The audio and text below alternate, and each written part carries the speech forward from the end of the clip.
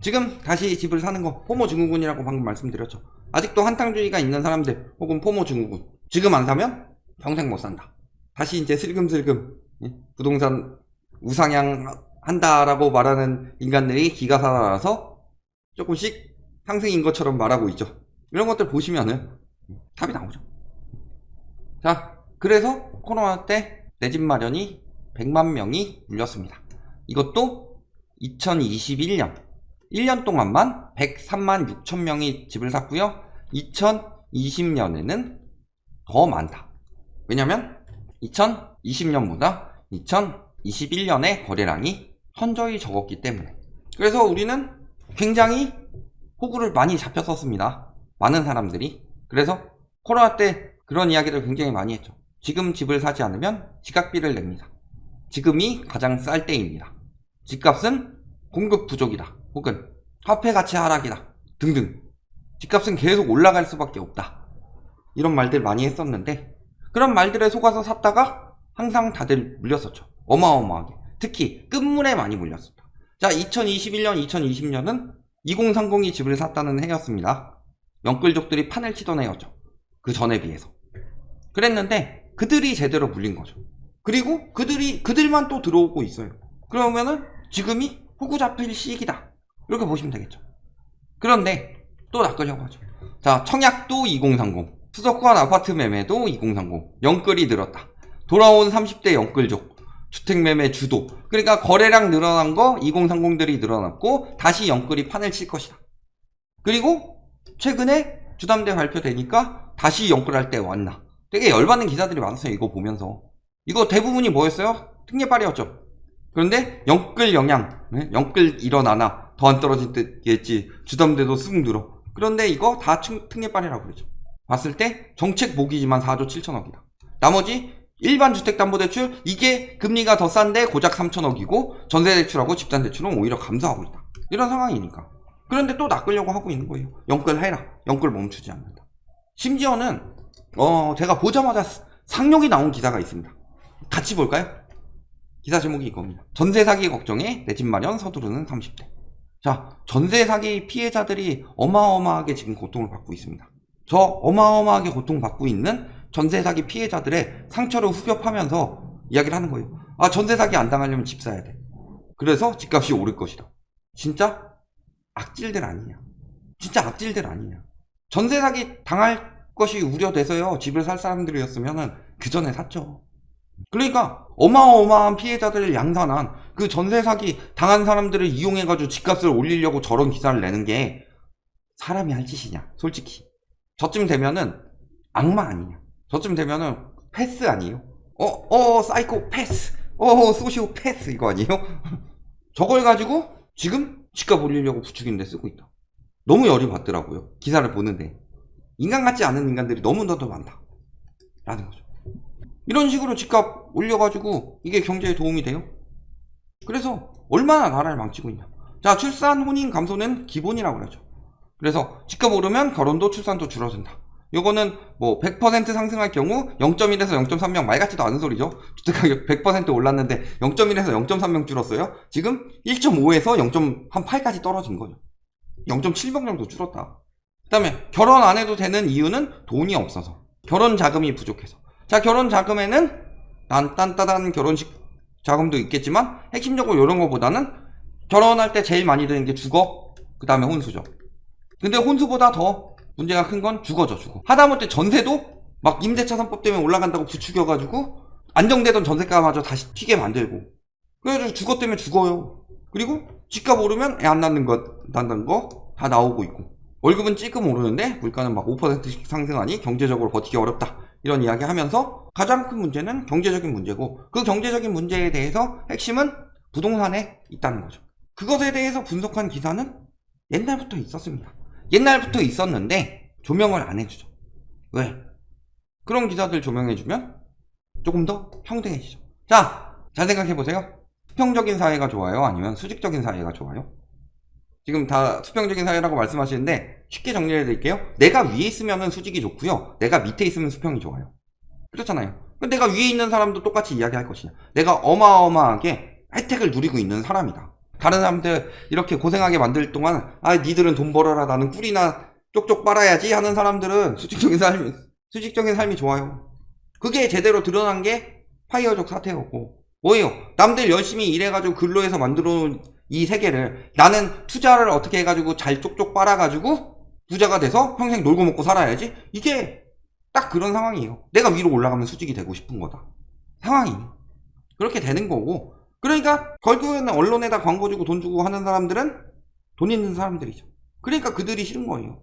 특히 돈 있는 사람들 중에서도 그냥 도그나 카우나 광고 주는 게 아니라 거기에 직접적으로 연관이 있는 건설 마피아.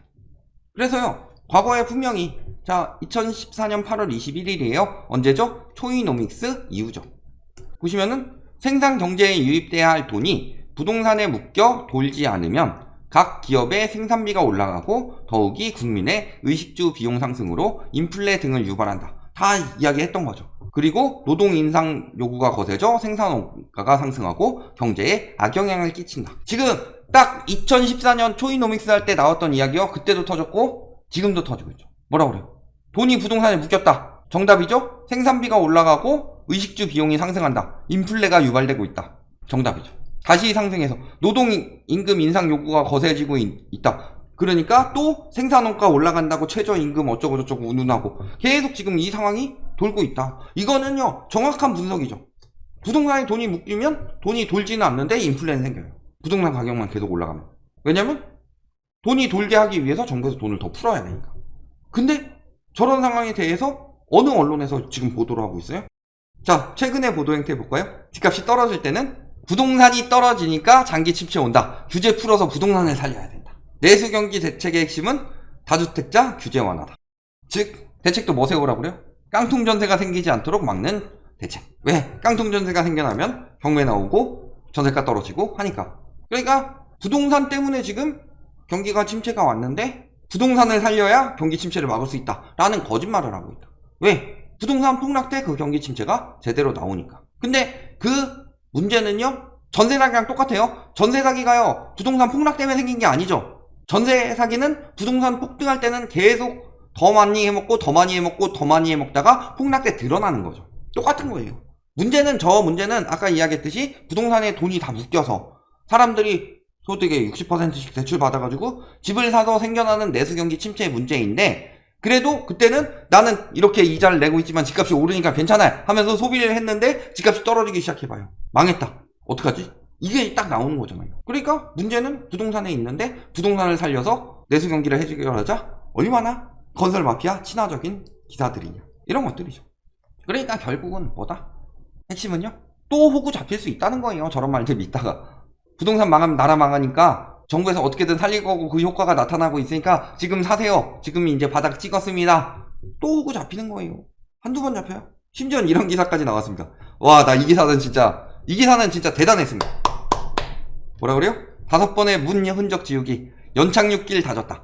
그래서 내용을 보니까요, 전방위 규제 완화로 급등했던 집값이 안정화되었다. 전방위 규제 완화는 안정화와 함께 시장 연착륙을 이끄는 동력이 되고 있다. 경착륙을 연착륙으로 바꿔서 그런 이야기를 하냐? 이게 아니라 뭐예요?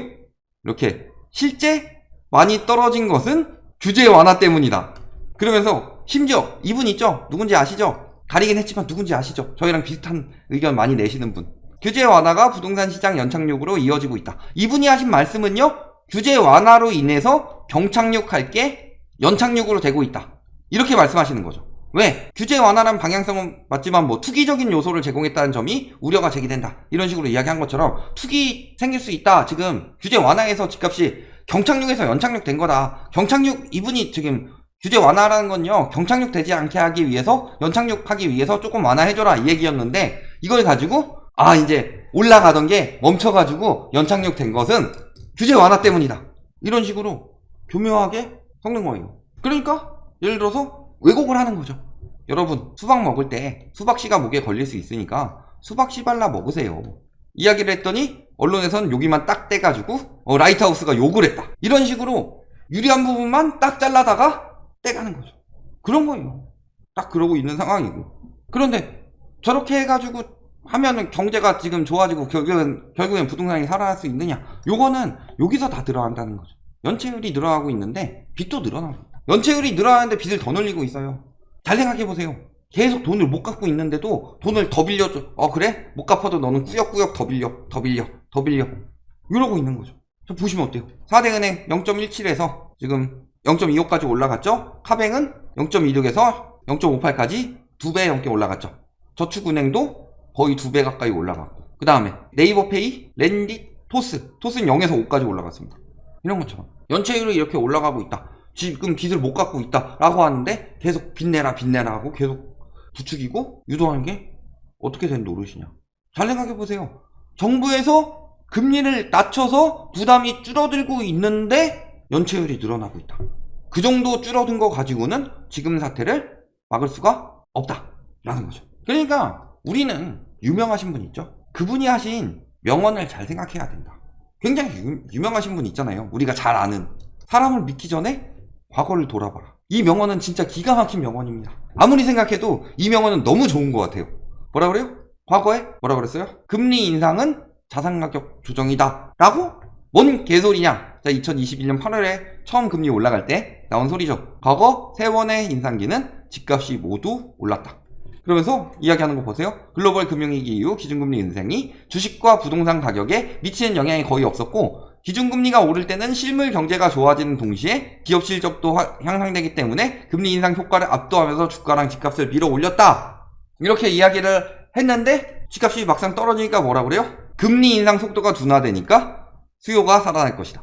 규제 완화도 있지만, 그 다음에 금리 인상 추세가 끝나면 심리가 안정되고 여기서 이런 것들이 효과를 나타낼 것이다. 우크라이나 전쟁이 끝나면 공급량이 살아나고 물가도 안정되면서 금리도 예상보다 빨리 인하돼서 하반기에 상승 전환할 것이다. 말 바꾸는 거 보이시죠? 저 사람들, 집값 올라간다는 사람들이요, 금리가 올라갈 때 뭐라고 그랬어요? 초창기에? 금리 올라도 집값 안 떨어진다. 근데 금리 올라서 집값 떨어지니까 요즘에 다 뭐라고 그래요? 금리만 내리면 집값 다시 올라갈 것이다. 시중금리 이미 많이 내렸는데 집값이 오르고 있나요? 아니요. 시중금리 이렇게 내려도 못 빌려요. 그러니까 특례보금자리론으로 다 빌려서 정책대출로 사고 있는 거죠. 정책대출 끝나면 거래량 다시 줄어들걸요? 돈이 없는데. 이런 것들 보시면은 답이 나옵니다. 지금 집 사는 것이 내가 부자가 되는 길인지, 아니면 내가 지금 사는 것이 또 호구 잡혀서 설거지 부대가 되는 건지 답이 나온다.